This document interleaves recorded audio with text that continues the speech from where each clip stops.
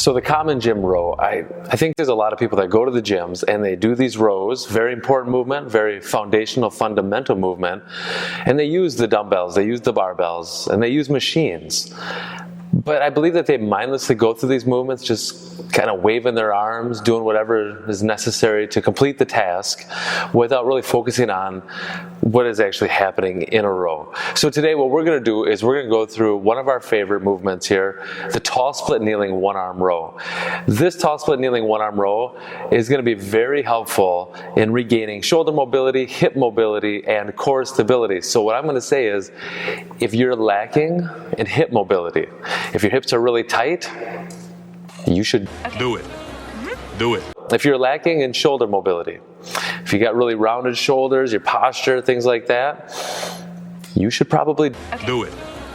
Do it. Your core stability.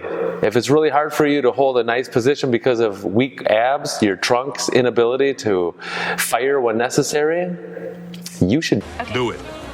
Do it. And even if you check out and you have no issues whatsoever, congratulations, but you should still do it. Do it. So let's go take a quick look at this. So I'm going to begin the tall split kneeling one arm row in a side sit position. I'm going to make sure that my front leg here, which happens to be my left leg, is going to be parallel with my anchor point and a little bit behind. My foot, I want that foot to be against my thigh, not underneath my thigh. So I'm going to have a little separation here.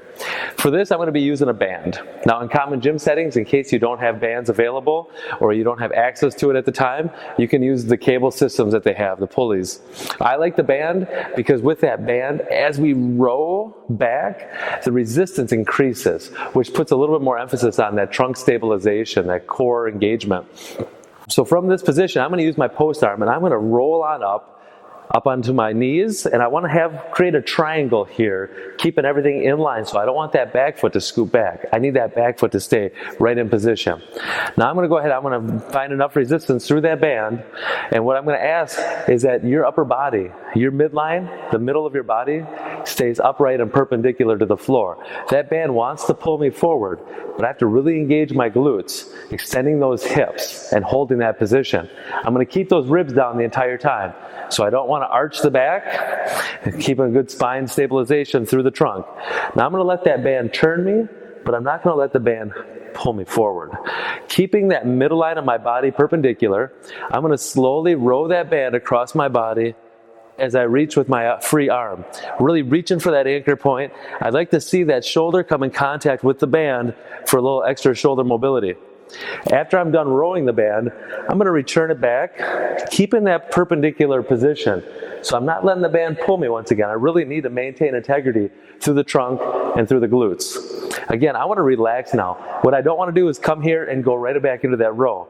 I'm going to relax that arm because that arm is not part of the equation. When I row this band, it's stemming through my glute, across my abs, and into my upper back. So I'm going to pull, keeping the shoulder away from the ear, keep those ribs down, and keep those hips extended. Making that nice T, perpendicular torso, and bringing that band back. So every part of this movement has some other factors playing. I initiate through the glute, my upper back takes over, abs are always on fire, and then as I return, now this side of my body fights to keep me upright. So this is a great movement, a great exercise to do to help with the posture, to help with the shoulder mobility, trunk stability, hip mobility. So give that a try, see how it goes for you, and happy pulling. See you next time.